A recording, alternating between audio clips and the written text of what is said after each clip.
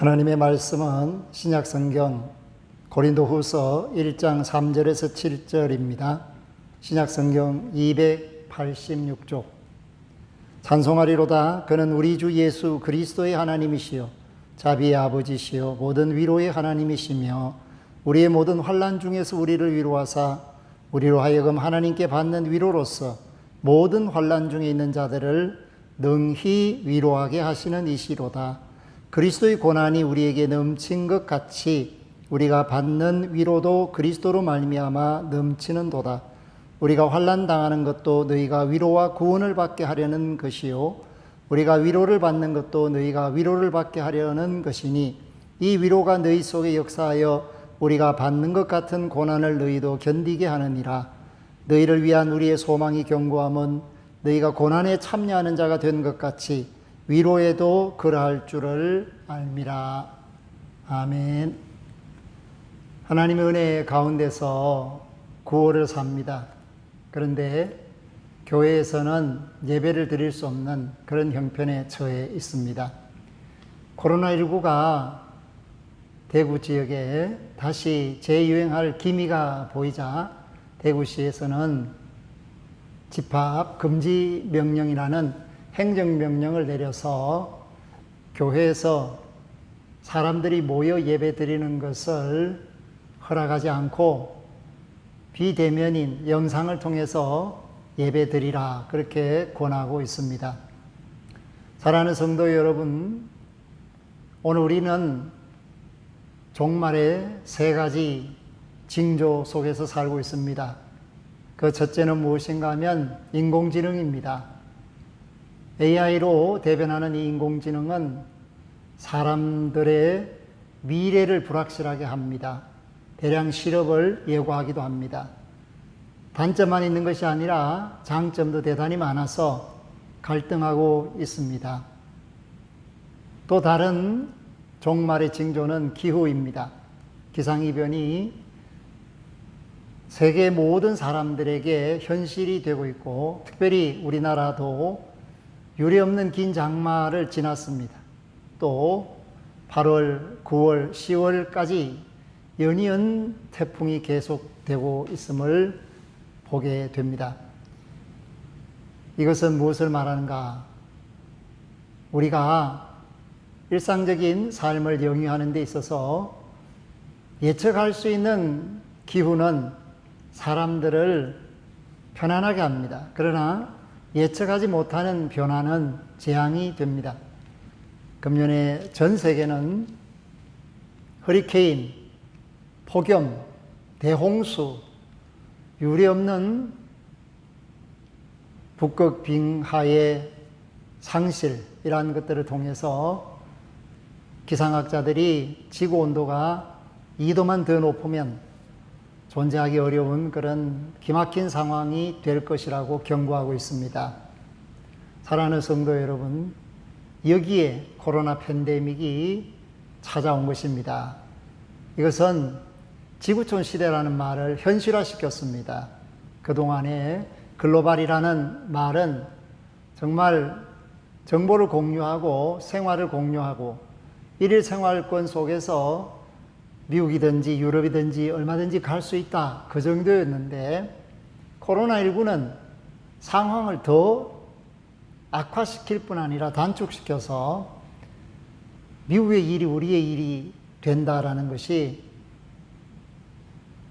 너무나도 뼈저리게 느껴지는 그런 상황이 되고 있습니다. 과거에는 홍수가 한 부분에 한 지역에 나더라도 다른 지역에서 생산하는 것으로 먹고 살 수가 있었습니다. 그런데 코로나는 그 모든 지역 자체의 교통을 끊어버리는 단절의 효과를 가져옵니다. 하늘과 땅을 단절시키고 사람과 사람을 단절시키고 국가와 국가를 단절시키는 모습을 보여주고 있습니다.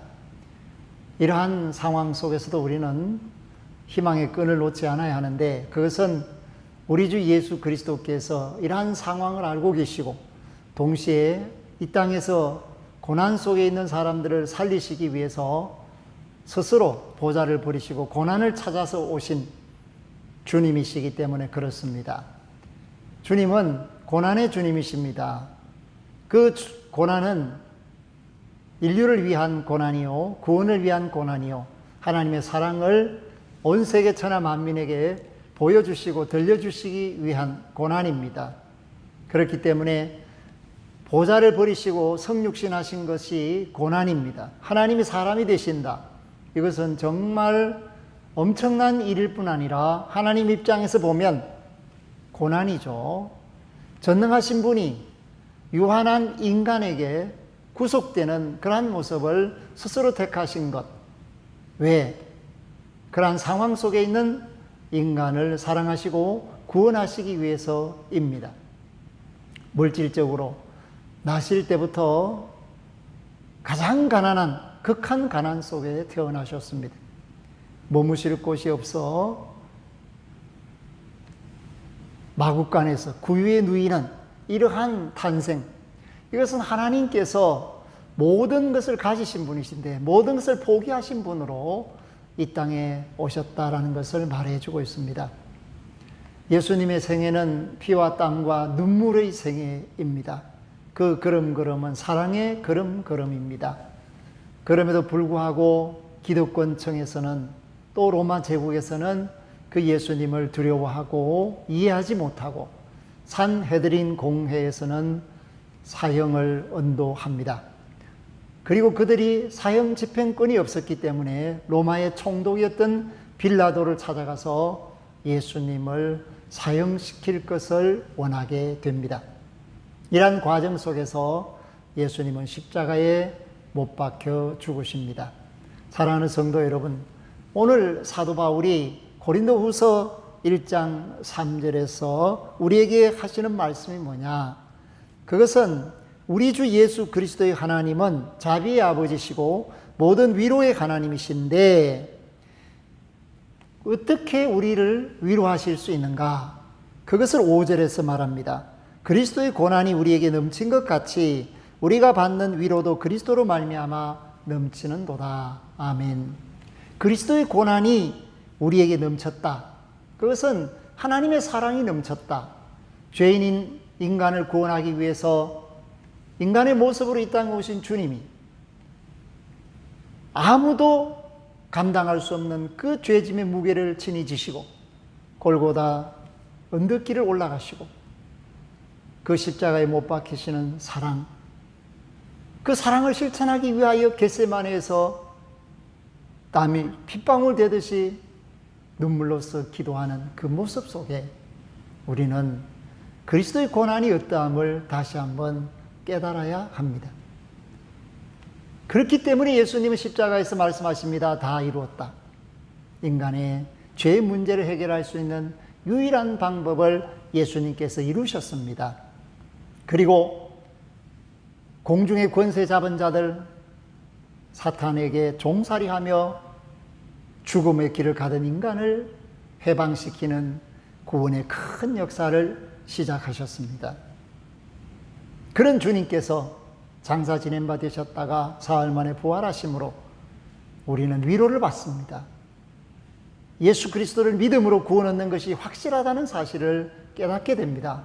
그리고 이 세상에서 일어나고 있는 모든 환난을 예수님께서 알고 계시고 이미 넘치는 환난을 경험하신 주님이 우리를 때를 따라 도와주실 것을 믿음은 말하게 되고 그러한 믿음이 예수님께 가까이 갈 수 있게 하는 구원의 시작입니다.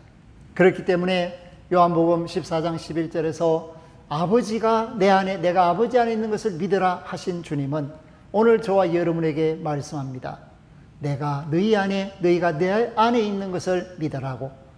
그렇기 때문에 오늘 우리가 코로나19라는 이 팬데믹 상황 속에서 마음의 분노와 좌절감을 가지고 우울하는 수많은 사람들 가운데서 기쁨을 잃지 않고 즐거움을 잃지 않고 소망을 가지고 살아야 할 이유가 예수 그리스도께 있다는 사실을 말씀합니다. 그렇기 때문에 초대교회는 엄청난 고난 속에서, 환난 속에서 목숨 걸고 병든 자들을 돕고 가난한 자들에게 나누고 그로 말미암아서 하나님의 사랑을 실천하는 그러한 모습을 보여주어서 박해받던 그리스도인들이 하나님 영광을 드러내는 하나님의 일꾼들로 인정을 받아서 로마가 새롭게 되는 역사를 썼습니다.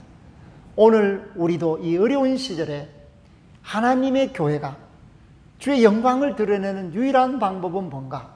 그것은 이 시대의 아픔을 우리가 짊어지고 그 아픔을 해소하기 위하여 땀 흘리고 피 흘리는 하나님의 사랑을 실천해야 한다는 것을 말해 줍니다.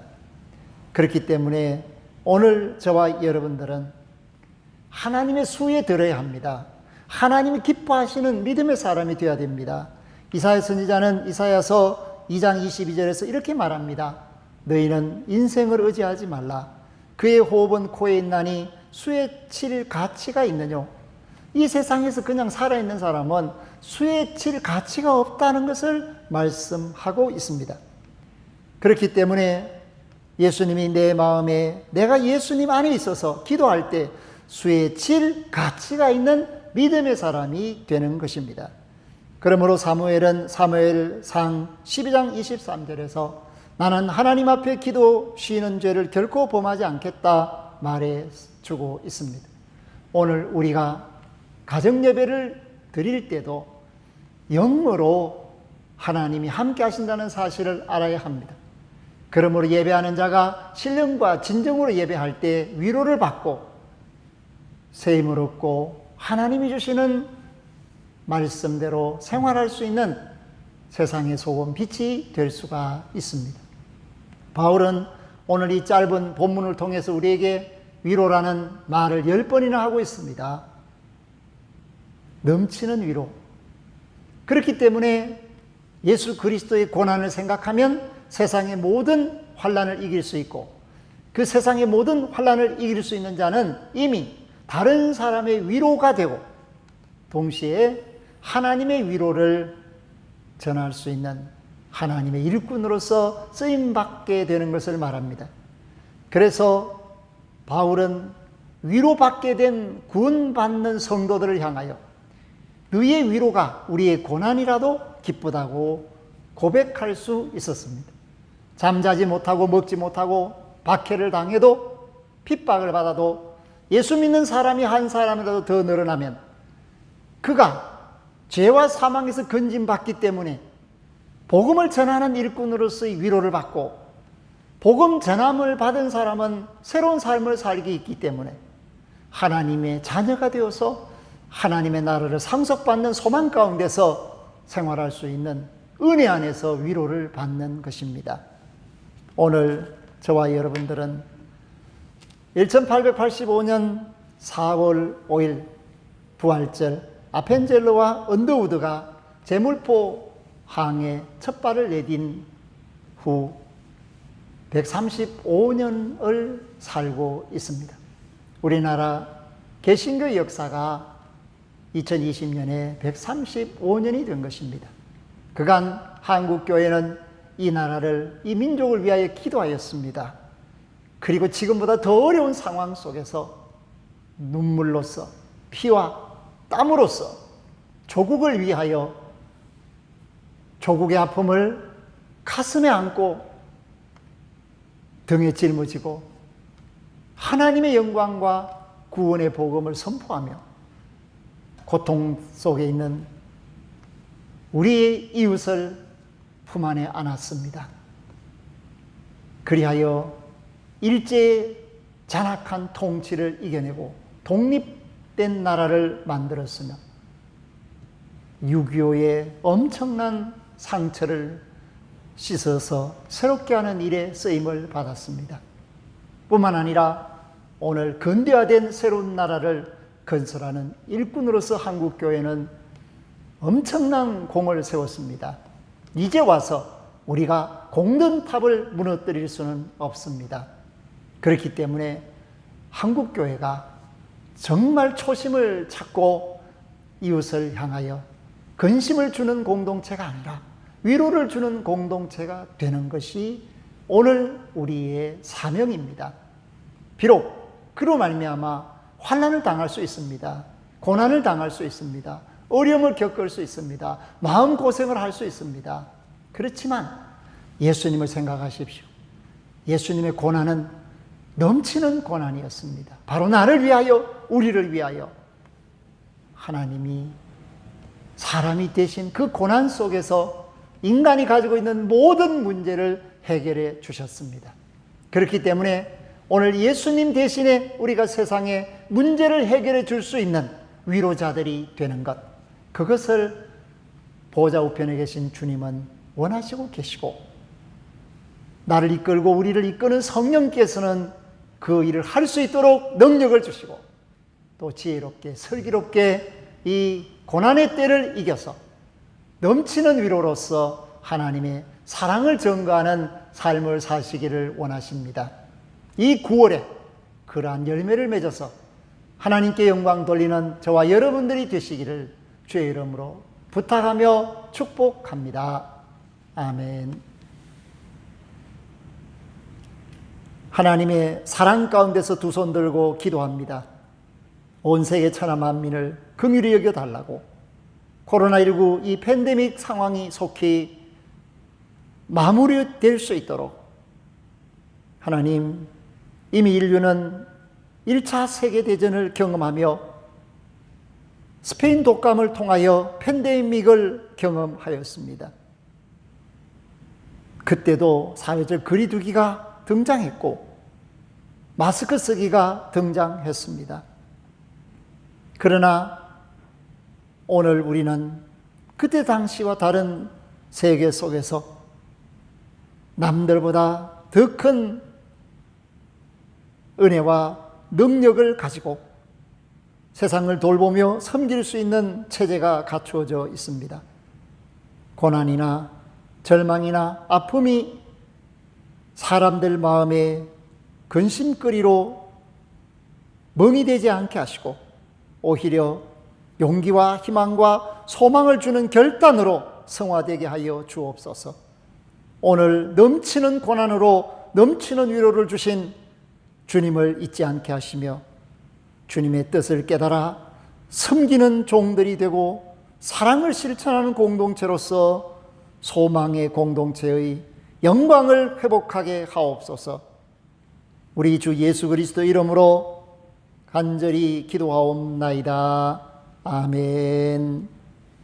지금은 부활이요 생명이신 주 예수 그리스도의 은혜와 하나님 우리 아버지의 극진하신 사랑하심과 넘치는 고난 속에서 넘치는 사랑을 발견하고 넘치는 위로 안에서 승리할 수 있도록 때를 따라 도우시고 내주 충만하신 성령님의 인도, 교통, 충만하신 역사하심이 머리 숙인 이들과 이 전을 출입하는 권속들과 이 나라의 민족과 온 세계 천하 만민들 위해 영원토록 항상 함께 하시기를 축원하옵나이다. 아멘.